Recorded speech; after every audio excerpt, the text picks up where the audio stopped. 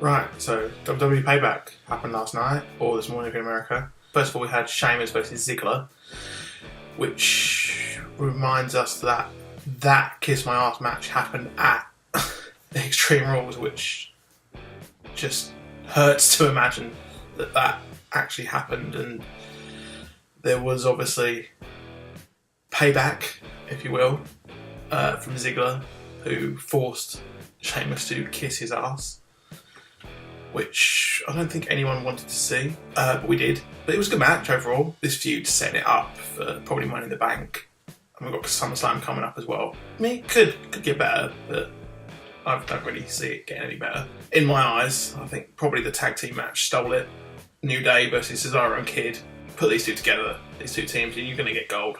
There was big spots overall. Woods, as always, was stealing the show from the side of the ring. He was always coming up with his reasons why you should obviously think that New Day rock. I mean, he was hilarious at Extreme Rules, having a go at the crowd after shouting at them, they're winning. There was some Big E flying through the ropes. I mean, for a big guy to do that, that's impressive. I mean, you don't really see Big Show or Kane flying over the ropes or through the ropes non-stop, but yeah, it was good. I think it was good to see New Day retain.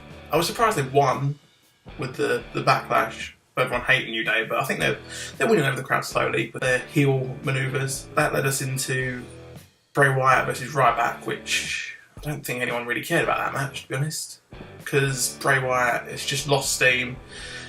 He's the man who is the new face of Fear, apparently, despite losing to Undertaker at WrestleMania, which answers on the postcard as to why he deserves that title. It wasn't good. It was entertaining, but where do you go from there? I mean, what's Bray Wyatt going to do? I mean, you've got Luke Harper and Eric Rowan. They need to reform as the Wyatt family. They kind of got lost amongst the Shield, laying waste to the roster. But I think there's room for them to come back now, and they kind of need it. But Bray Wyatt picked up a much-needed win. Made him look strong against Ryback. It was quite a physical match. As always, Ryback was losing steam and running out of breath halfway through, as always. The I Quit match, which was Cena versus Rusev, number 3, should have really finished after Rusev Cena won, but it's led to a good trilogy of matches, apart from the second one, which was at Extreme Rules, which just seemed really silly with all those buttons and the chains. It just didn't work really.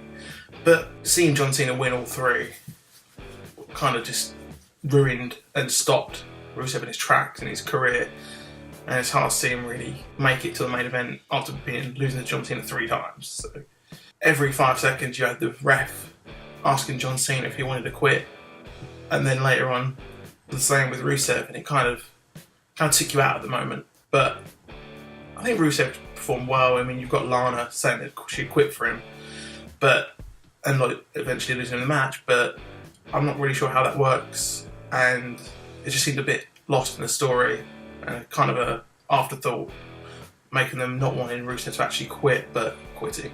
So he came out for looking kind of strong, but he's lost 3 times now, and he's going to just go back down to the mid card.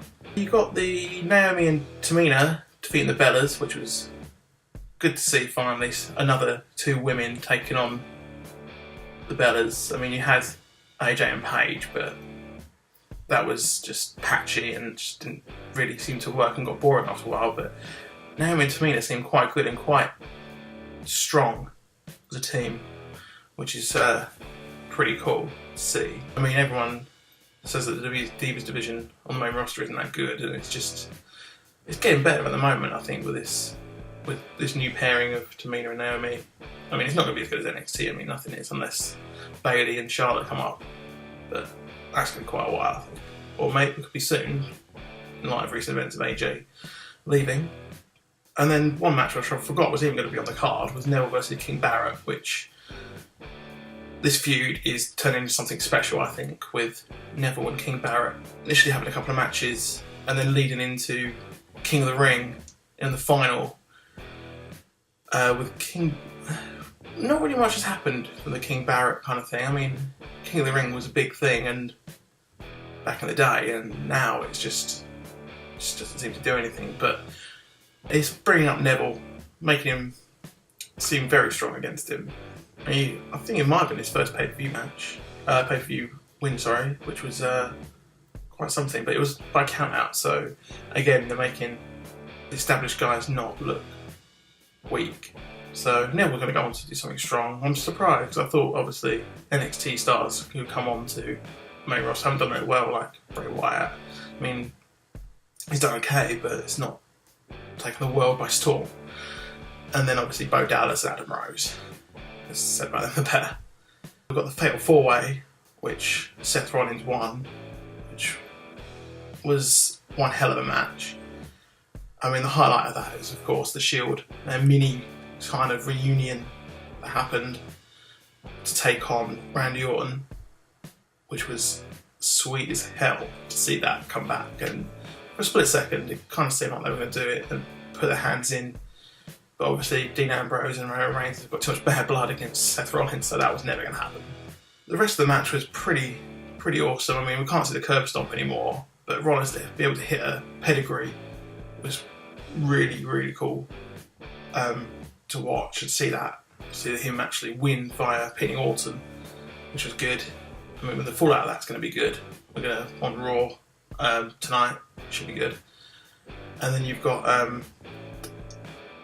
Ambrose. He did well. I mean, at the WrestleMania match, in the ladder match, he kind of got put out straight away or early on, and we didn't get to see him live up to his full potential.